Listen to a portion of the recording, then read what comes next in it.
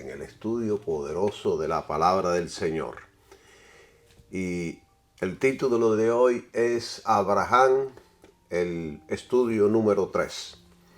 Y comenzamos en Génesis capítulo 12, versículo 1, donde dice: pero Jehová había dicho a Abraham: vete de tu tierra y de tu parentela y de la casa de tu padre a la tierra que yo te mostraré. Aquí está hablando en pasado. Dios le había dicho a Abraham en el pasado que se fuera de su tierra, de su país, de su familia, de la casa de su padre, a la tierra que yo te mostraré.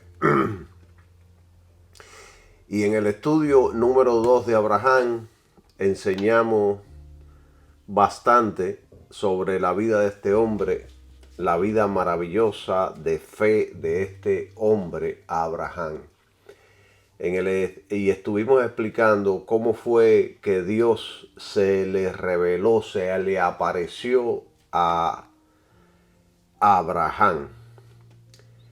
En este estudio vamos a seguir hablando de Abraham y de otros ciertos asuntos que tienen que ver con nuestra vida cristiana, con la fe cristiana y la vida de este gran hombre que la Biblia le llama el Padre de todos los que creen.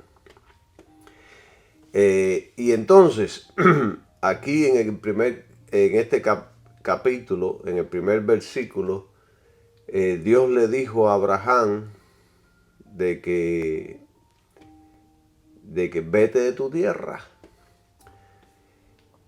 Entonces yo aquí no quiero usar la palabra Abraham más, voy a usar la palabra Abraham, que fue el nombre que Dios le puso. Se llamaba Abraham y Dios le puso Abraham.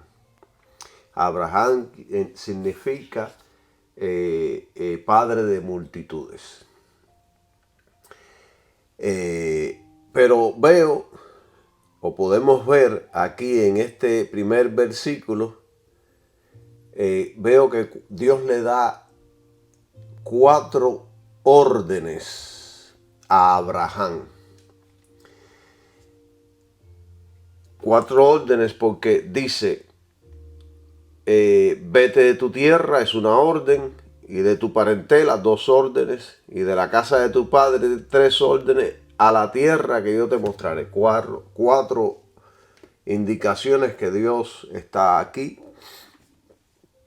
diciéndole que haga. Dios diciéndole a Abraham: haz esto es lo que yo quiero que tú hagas. Y esta frase proclama la razón por la cual muchos no pueden ser usados por Dios. Porque ellos rechazan separarse de ciertas cosas de este mundo. Dios los llama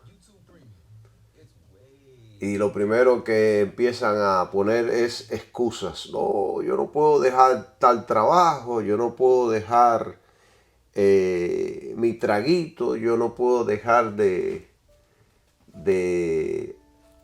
hacer tal cosas. Yo soy muy mujeriego, me gustan mucho las mujeres, yo no puedo dejar las mujeres. Por lo tanto, yo no puedo cumplir mi llamado, dice mucha gente. Yo no puedo dejar mi carácter, yo soy cubano, yo soy hijo descendiente de español, tengo la sangre caliente, etcétera, etcétera. Mucha gente que dan excusas para no cumplir con su llamado. Y aquí vemos cómo es que Dios demanda de Abraham ciertas cosas, y es lo mismo que demanda de todos nosotros, todos por igual. Por eso la vida de este hombre, estudiar la vida de este hombre es muy interesante y es muy edificante para nosotros los cristianos, porque nos identifica mucho. La vida cristiana se identifica mucho con el Padre de la fe. Un verdadero vamos a estudiar la primera frase. Vete de tu tierra. Un verdadero creyente busca una tierra, busca otra patria donde vivir, anhela que Cristo regrese. Simplemente, hermanos, porque lo que ofrece este mundo nunca puede satisfacer el alma de un creyente. Una vez que nosotros estamos en Jesucristo, las cosas de este mundo pierden su atracción para los genuinos creyentes.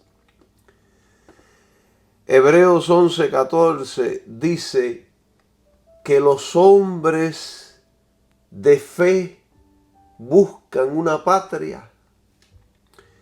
Los antepasados entendían esto muy bien, conocían esto con claridad. Por eso lo sacrificaban todo por esa patria celestial. Yo recuerdo un día que yo estaba en oración y estaba bien sumido en oración. Y me encontré diciendo, Señor Jesús, regresa ya. Padre Santo, envía ya a Cristo. Y yo deseaba esto ardientemente en mi corazón, porque eso es lo que desea la iglesia verdadera y lo que desea el Espíritu Santo, que Cristo regrese ya. El apóstol Juan nos reveló esto en Apocalipsis capítulo 20, cuando dice la Escritura, ciertamente vengo en breve, amén, sí ven Señor Jesús. La iglesia desea que Cristo regrese pronto. Estamos esperando su venida, queremos que ya regrese.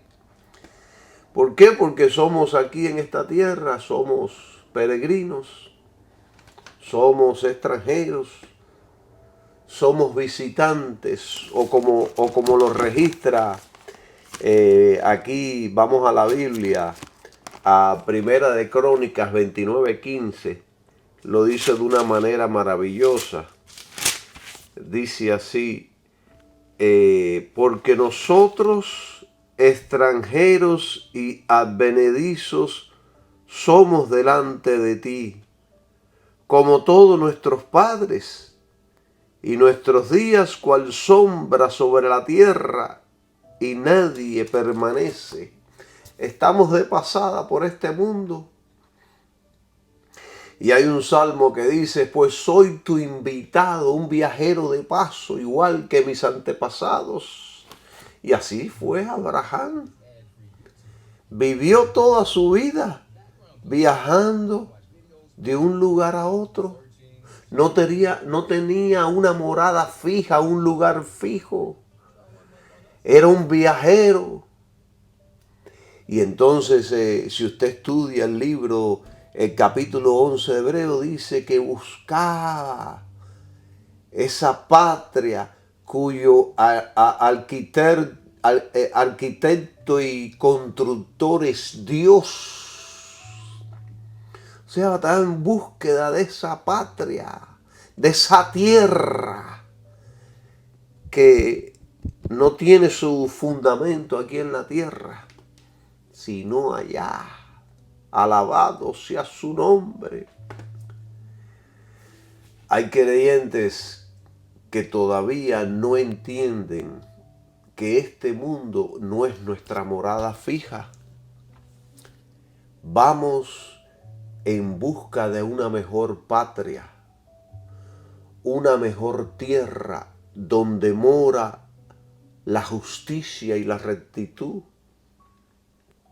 Hay un corito que dice, este mundo no es mi casa, solo estoy pasando por él. Por eso si uno hace tesoros en esta tierra, el corazón de uno estará en esta tierra, simplemente porque el corazón de uno está donde esté su tesoro. Dios nunca le dijo a Abraham a la tierra donde iría. porque Dios deseaba que caminara por fe y no por vista. Por lo tanto, este hombre salió por fe, caminaba y caminaba y viajaba y sentía la dirección de Dios y seguía caminando. Lo estaba haciendo por fe y no por vista. Y el apóstol nos enseñó que en todo este viaje, un viaje que duró toda la vida, tenía en mente una visión espiritual. Él, Abraham, buscaba una mejor patria, la patria celestial. La tierra prometida de Canaán era solo un tipo de la herencia espiritual. Alabado sea el nombre de Jesús. Es muy importante conocer esto. Entonces la segunda ordenanza que Dios le da a nuestro padre Abraham es vete de tu tierra, y después la segunda, de tu parentela, sepárate de tus parientes. Eso suena un poco crudo.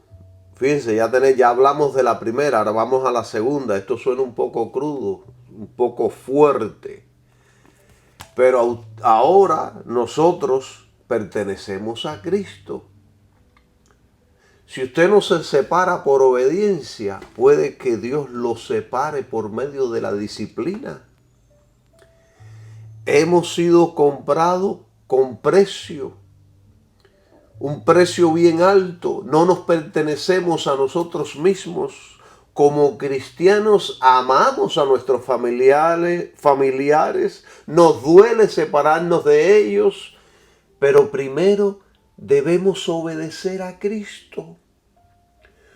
Porque hay familiares que se interponen en nuestros caminos para que cumplamos nuestro llamado.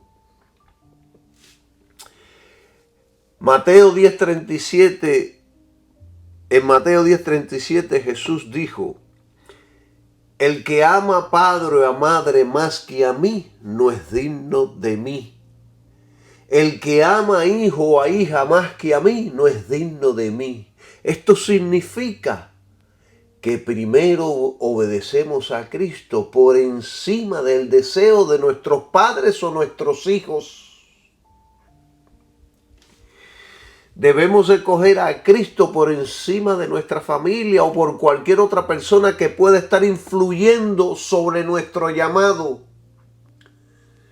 Pero muchos no están dispuestos a hacer esto. Prefieren a mamá y papá. A papá no le gusta que yo haga tal cosa. A mamá no le agrada y mamá es una santa. Hace unos días estaba leyendo la biografía de Billy Graham y me impresionó la firmeza de su esposa. Ella le dijo: Billy, ve y haz la obra de Dios en todo el mundo. Y no te preocupes, Billy. Yo me encargaré de criar a los niños. Esto es una mujer con el corazón de Dios, apoyando a su hombre a que haga la obra de Dios, a que cumpla con su llamado. ¿Entienden, hermanos? La petición de Dios, la orden de Dios, la número 3, y de la casa de tu padre. Vete de la casa de tu padre. Muchas veces los padres hacen planes para el futuro de sus hijos. Eso es bueno, es sabio, es prudente. Pero al final será la persona que debe escoger su futuro. Si Dios te llama, Dios está primero que el deseo de tus padres.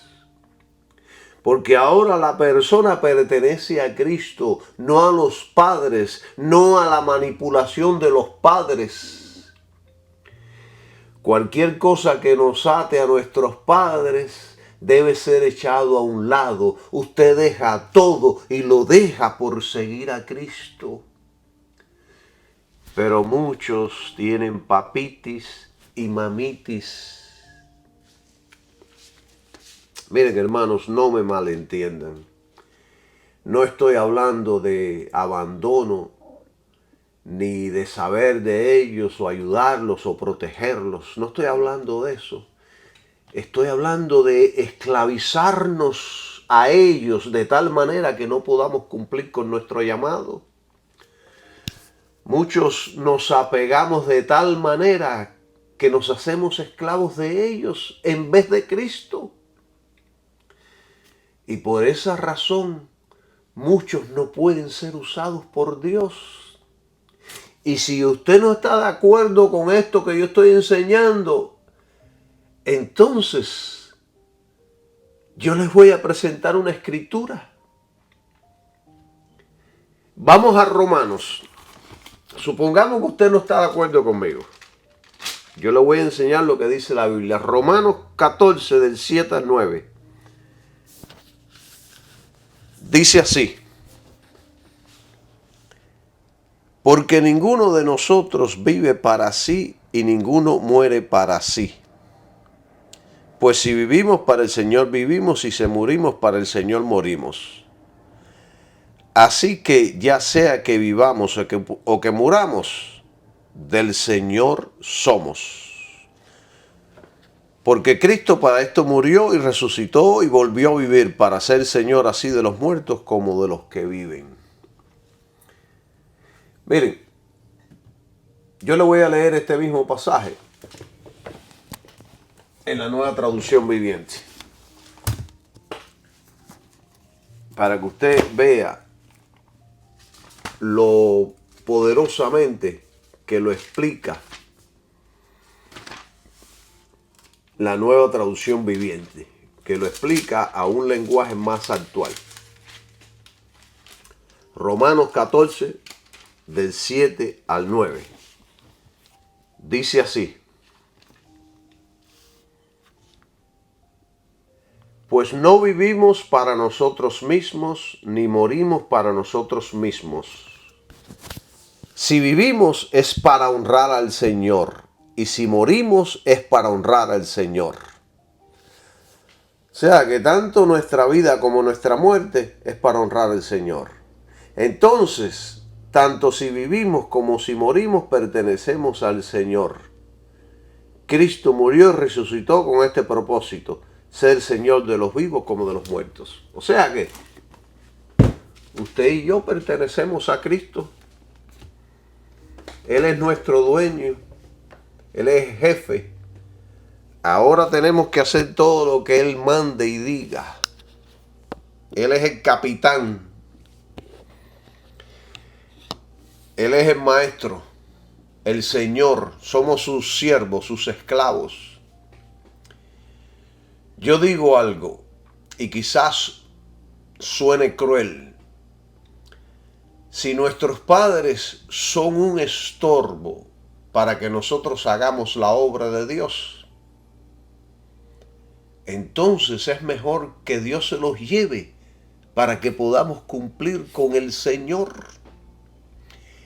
Y tal fue el caso de Abraham, que hasta que el padre no murió, él no continuó con su viaje a la tierra de Canaán.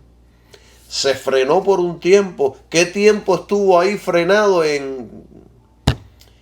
Creo que era Harán, en una tierra. Él salió de su tierra, pero después llegó a un lugar, se estableció ahí por un tiempo y no sabemos qué tiempo se metió ahí, pero se frenó, no siguió caminando hasta que su padre murió.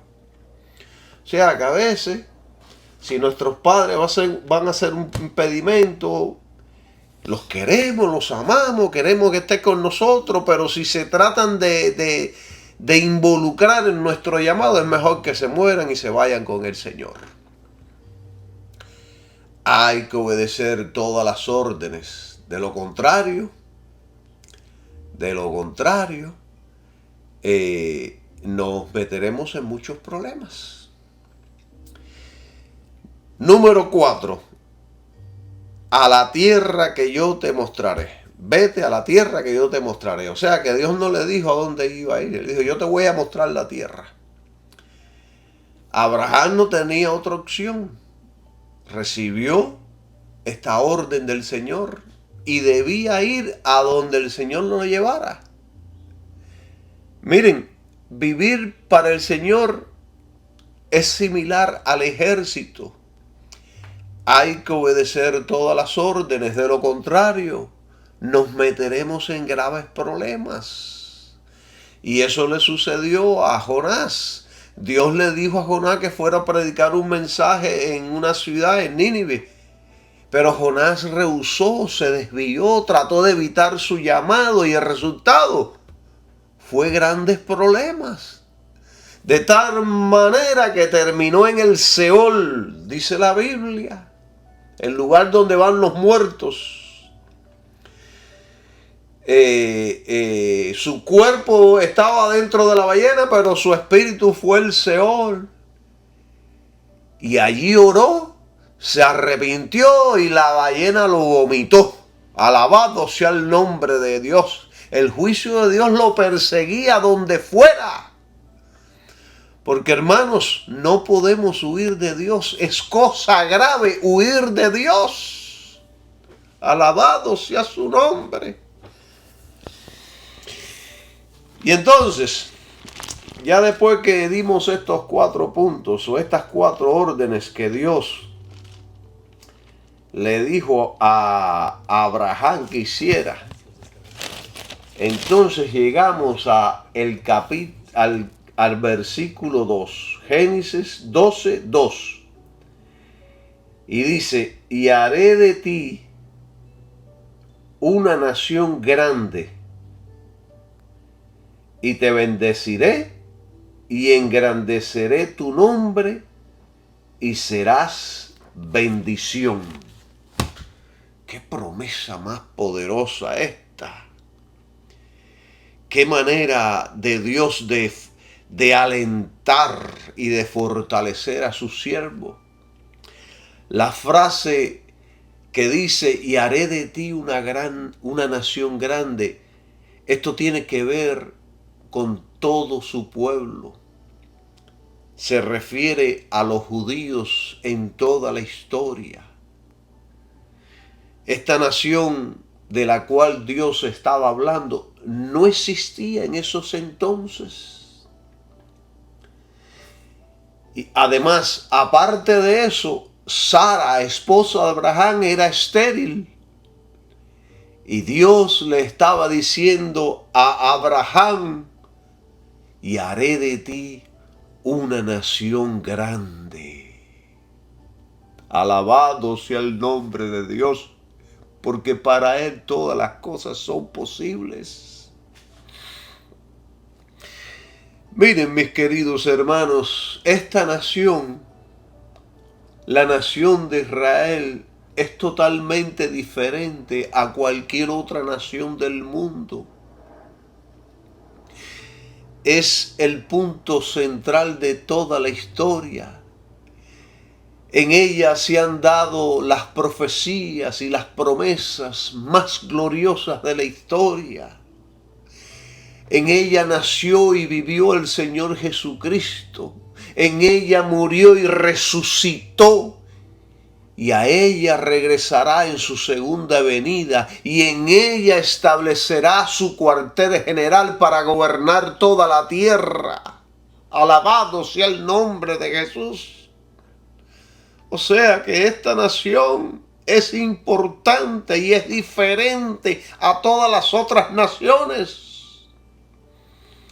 La nación de Israel no es cualquier nación, porque fue a ella a quien Dios le dio la ley, los 10 mandamientos que se conocen en todo el mundo. La constitución de Israel fue dada por Dios, no es de procedencia humana como todas las otras naciones.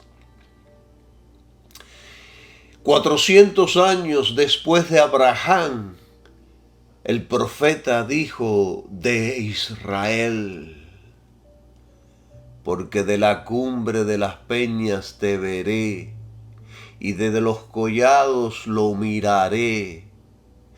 He aquí un pueblo que habitará confiado y no será contado entre las naciones. Eso está en Números 23, versículo 9. Esto significa que Israel sería totalmente diferente a cualquier otra nación que haya existido. Ellos son los escogidos de Dios como nación.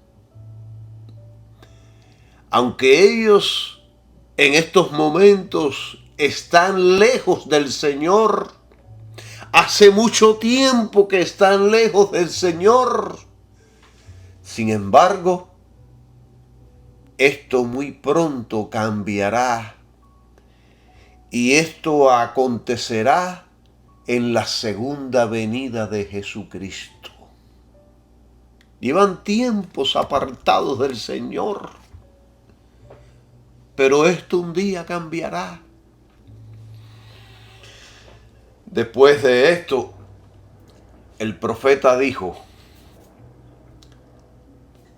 que de la nación de Israel, de sus manos destilarán aguas, y su descendencia será en muchas aguas. Enaltecerá su rey más que Agag, y su reino será engrandecido. Aquí está hablando del Señor Jesucristo. De la nación de Israel fue que vino el Señor Jesucristo. Por eso es que la Biblia dice que de los judíos viene la salvación. En la edad del reino, Israel enriquecerá a muchas naciones, porque su rey será el Señor Jesucristo. Israel será la primera nación en el mundo durante la edad del reino, o sea, durante el milenio. Y allí estaremos la iglesia gobernando juntamente con Jesucristo. Seremos los gobernantes y dueños del mundo juntamente con el Señor Jesucristo. Alabado sea el nombre de Dios. ¡Qué maravilloso! ¡Qué maravillosa es la palabra de Dios, mis queridos hermanos! Todo esto es maravilloso. Fíjense ustedes, si este hombre Abraham tenía una revelación clara del plan eterno de Dios, quien era Jesucristo. De hecho, Jesucristo en una ocasión dice: Abraham vio mi día. Abraham conocía sobre estas cosas y se gozó. O sea que Abraham tenía un entendimiento claro de lo que es el plan eterno de Dios sobre la salvación. Abraham sabía quién era Jesucristo. Abraham conocía lo que era el Evangelio. Fíjense si esto es así, que para no contaminar, Abraham, para no contaminar su simiente por la cual vendría el Mesías, se aseguró bajo juramento Abraham de escoger esposa para su hijo Isaac de su parentela, porque él no quería contaminar la línea por la cual tenía que descender el Mesías. Miren, vamos a Génesis 24. Génesis 24. Y vamos a leer del versículo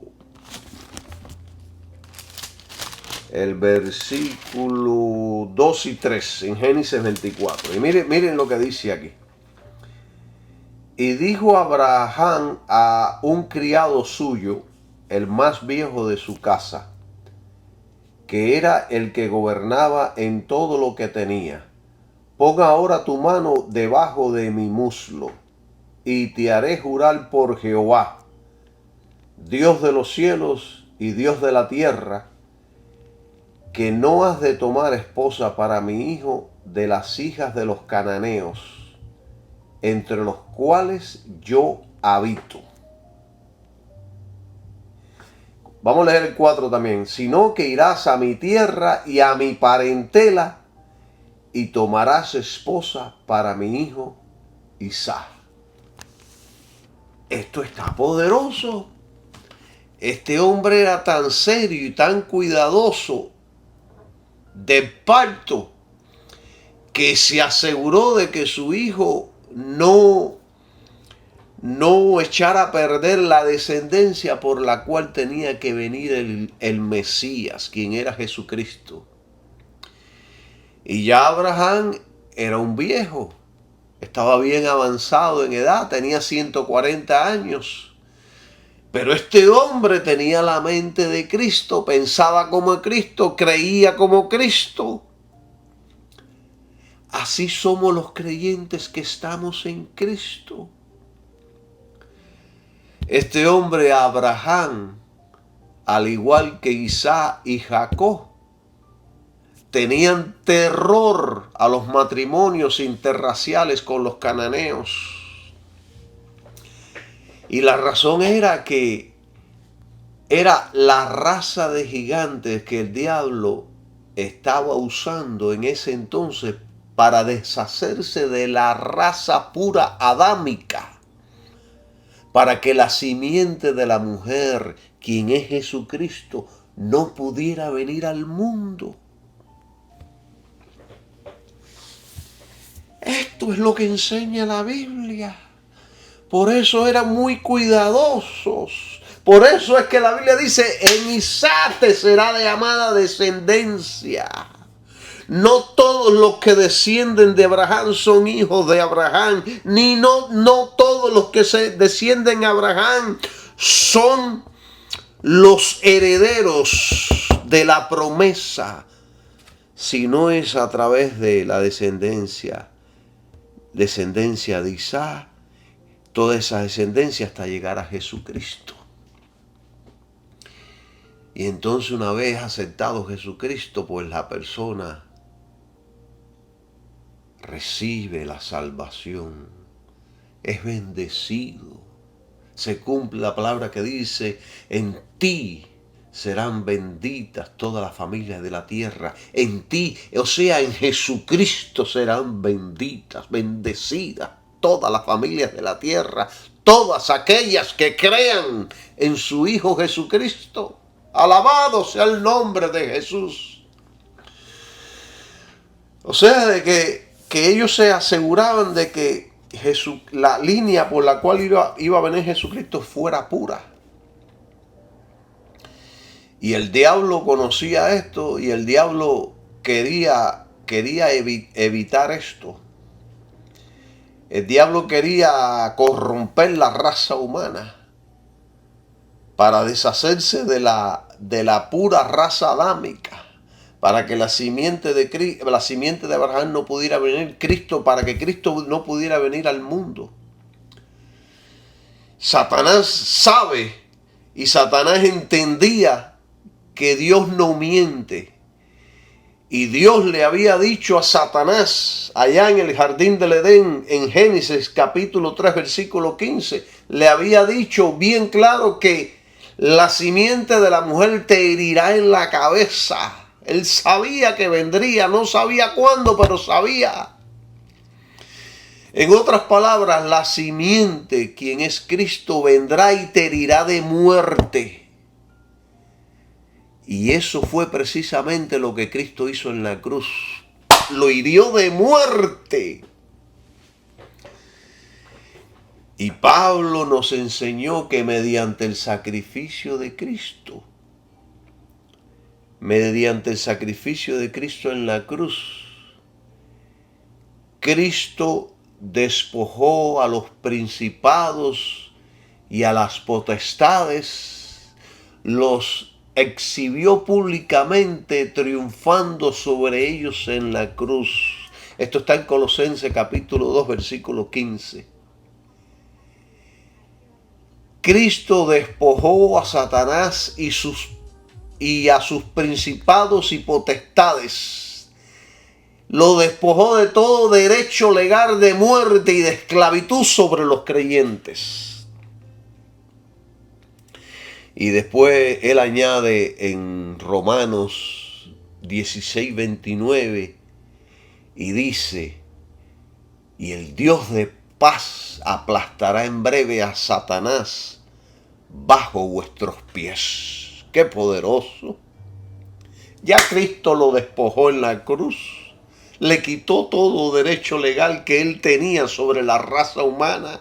Ahora todos pueden venir a Cristo y ser salvos. Alabado sea su nombre. Ahora todos pueden ser libres. Ahora no tenemos por qué seguir esclavos. Podemos ser libres del pecado. Y somos, una vez que creemos, somos inmediatamente trasladados del reino de la oscuridad, del reino de las tinieblas, al reino de la luz que se encuentra en el Señor Jesucristo. ¡Qué maravilloso es Dios! ¡Cuántas cosas maravillosas ha hecho con la iglesia! Fíjense, si toda esta historia está súper interesante, de que en los tiempos de atrás, en el Antiguo Testamento, Israel era la única nación monoteísta. En el Antiguo Testamento, Israel era la única nación en el mundo que era monoteísta. Esto significa que adoraba a un solo Dios, a Jehová. Todas las otras naciones alrededor, todas las otras naciones que existían en esos entonces, eran politeístas.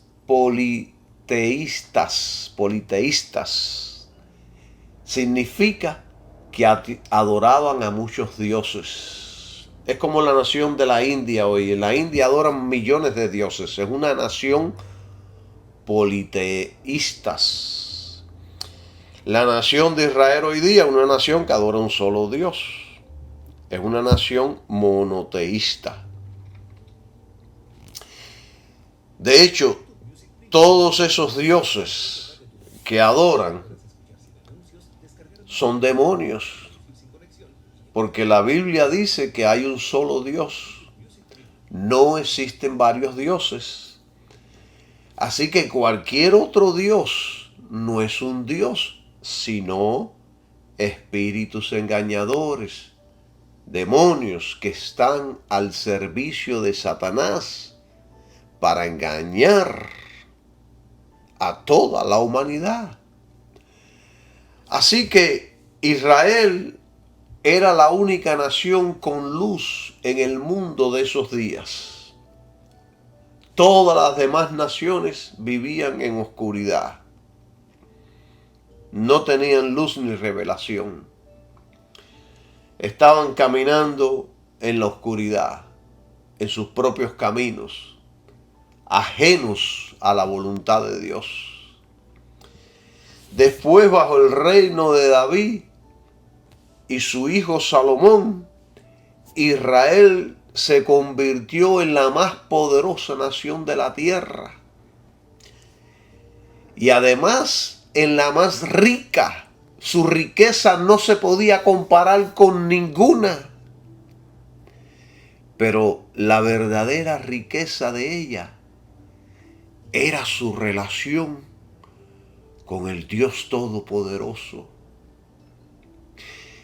Esta nación, hermanos, le dio al mundo la palabra de Dios. lo cual ha bendecido inmesurablemente a todas las naciones. Hoy en cada nación hay una Biblia. En cada hotel en los Estados Unidos hay una Biblia. En cada cuarto. En todos los lugares se conoce la Biblia como la palabra de Dios.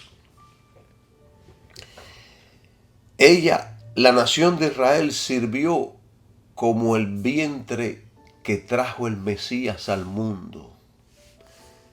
Y muchos, especialmente la nación, los dirigentes, no sabían que Jesucristo había venido al mundo.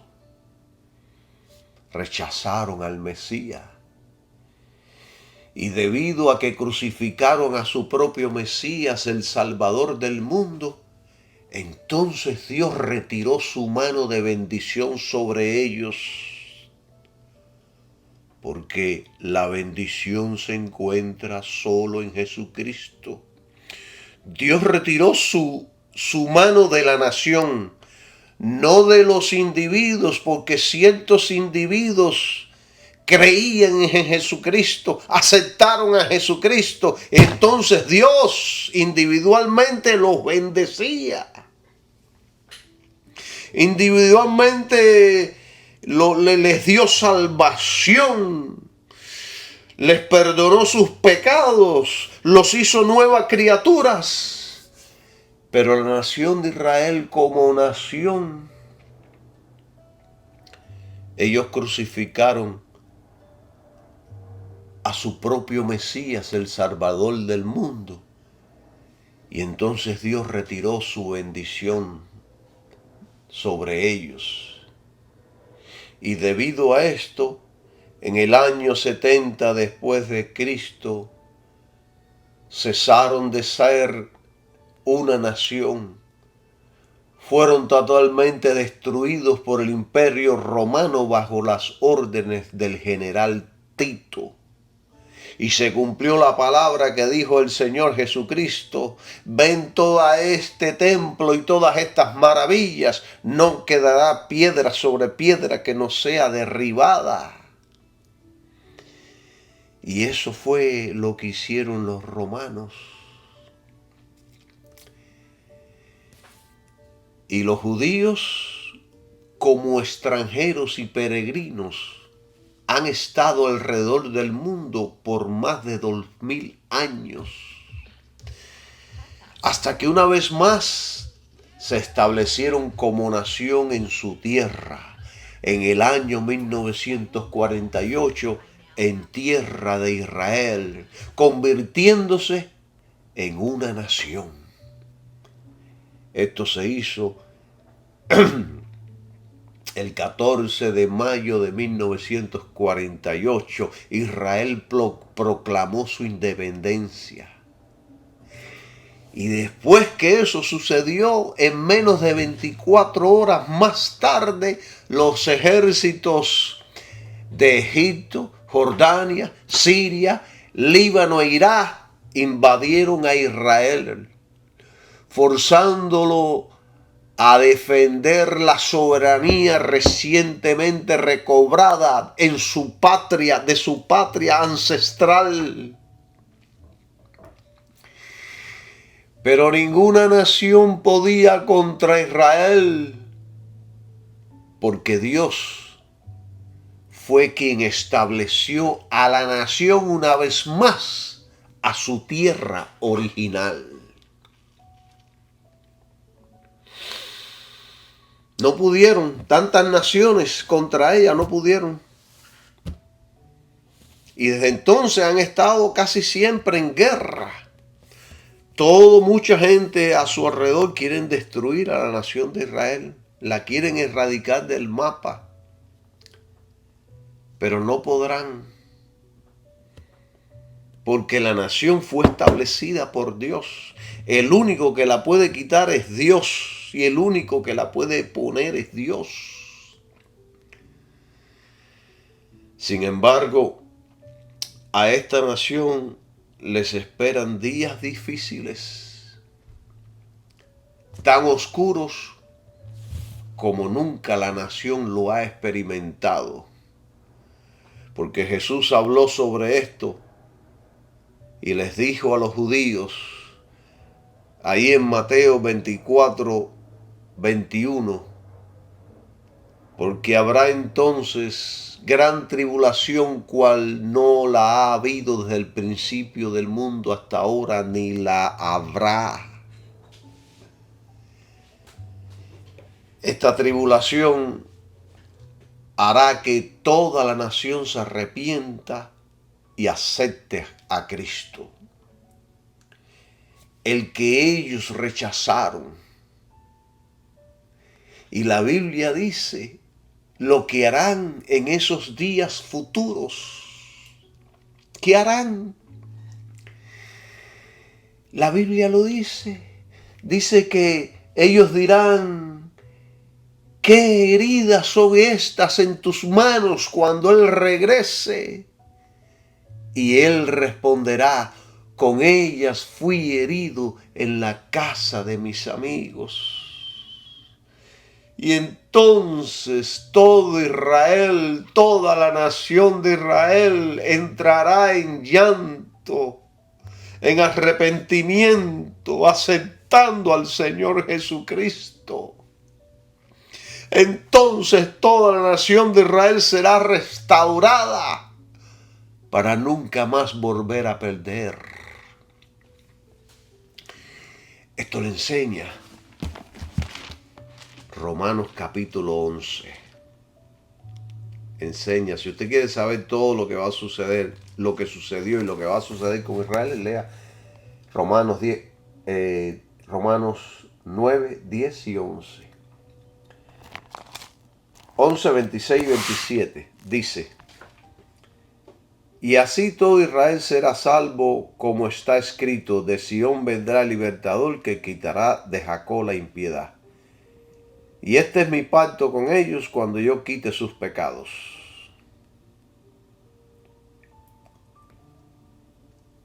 ¿Ve? Todo Israel será salvo. El 26, y así todo Israel será salvo en ese día. Ahora son enemigos, ahora no son salvos. Y el expositor dice sobre este pasaje, cuando la edad de la iglesia se termine y la segunda venida comience, entonces Israel aceptará a Cristo y será salvo. Jesucristo es el libertador. Cristo librará a Israel del anticristo. Y lo más importante es que lo librará de sus pecados. Esto está todavía en el futuro. El escritor Daque dice sobre estos versículos que esto se refiere a toda la nación que esté viva en Israel cuando Cristo regrese. Es en este tiempo, en ese tiempo que está en el futuro, que todo el remanente de Israel será redimido, será salvo. O sea que la frase que dice, y engrandeceré tu nombre y serás de bendición, esto nos habla, esa frase que leímos allá en Génesis, en el versículo 2, eso nos habla del favor de Dios. Eso nos habla de que Abraham sería favorecido por Dios. Y de acuerdo con las escrituras, la palabra bendición significa aumentar. Así que Abraham sería bendecido personalmente y también la nación de Israel. Porque aquí Dios está hablando directamente a Abraham, pero también está hablando figurativamente sobre todos aquellos que creerían en Jesucristo. La palabra que dice, y te bendeciré, que Dios le dijo, y te bendeciré, indica una relación muy cercana entre Jehová y Abraham. Por lo tanto, sus amigos y enemigos serían iguales para los dos. Es como dice el dicho, tu amigo, mi amigo, tu enemigo, mi enemigo. Eso fue lo que le estaba diciendo a Dios. Aquel que te maldiga será, yo lo maldeciré, y el que te bendiga, yo lo bendeciré. Y Dios le dijo a Abraham, serás de bendición. Esta palabra es muy poderosa porque esto nos habla de la gran bendición de todas, que es la gloria de la fe de Abraham. Dios le dio a este hombre, Abraham, Dios le dio a este hombre el significado de la salvación, lo cual es la justificación por fe. Esto es una de las bendiciones más grandes. Esta es la bendición más grande del ser humano. Es la revelación más poderosa que alguien pueda recibir. Esta bendición, este hombre la pasaría hacia todo el resto del mundo. Por supuesto que la bendición más grande de todas es que Israel sirvió de vientre para traer el Mesías, el Salvador del mundo, el Señor de señores y Rey de reyes, el único que sobre todo sabemos que esa es la salvación, la bendición más grande, que Israel sirvió de vientre al Mesías. Pero tristemente Israel no conoció a su Redentor cuando vino. Y el apóstol Lucas nos enseñó sobre esto. El apóstol Lucas dice que cuando llegó cerca de la ciudad, el Señor Jesucristo dice que al verla, lloró sobre ella diciendo, oh, si también tú conocieras, a lo menos en este tu día, lo que es para tu paz, la paz que necesita Israel, solo se encuentra en Jesucristo y en nadie más. Por eso es que nunca tendrán paz mientras no acepten al Señor Jesucristo. Y el Señor Jesucristo siguió diciendo, mas ahora está encubierto a tus ojos, porque vendrán días sobre ti cuando tus enemigos te rodearán con vallado y te sitiarán, y por todas partes te estrecharán y te derribarán a tierra y a tus hijos dentro de ti, y no dejarán en ti piedra sobre piedra, por cuanto no conociste el tiempo de tu visitación. Cristo era ese que los había visitado. El príncipe de paz los había visitado, pero no habían reconocido al príncipe de paz. Israel no pudo ver en realidad quién era el Mesías. No entendió ni conoció el día de que el Rey de Reyes vino a ellos. El creador de todo caminó entre ellos, pero no lo recibieron. Esto es aterrador. Que nunca tal cosa nos acontezca. Gracias a Dios, todos ellos en el futuro, los que estén vivos en esos entonces, aceptarán a Jesucristo. Aceptarán a aquel que rechazaron 2000 años atrás. Lo harán nacionalmente en la segunda venida de Cristo. Entonces, estudiando todas estas cosas sobre los judíos, surge una pregunta que debemos responder y que no es agradable la respuesta. Y surgen varias preguntas cuando estudiamos sobre estas cosas sobre los judíos. Surgen varias preguntas. ¿Qué va a suceder entonces con todos los judíos que rechazan, los que han rechazado a Cristo y han muerto rechazando a Cristo? Los que ahora están vivos, ¿qué pasará con ellos? Aquellos que han rechazado a Jesucristo y mañana mueren, ¿qué sucederá con ellos? Y estas son respuestas que tenemos que responder de acuerdo a la palabra de Dios. Y son respuestas que a los judíos no les va a agradar. Esto es para el próximo estudio. Los dejo con esto y que el Señor los bendiga a todos muy poderosamente. Que tengan un feliz y maravilloso 2024. ¡Ah!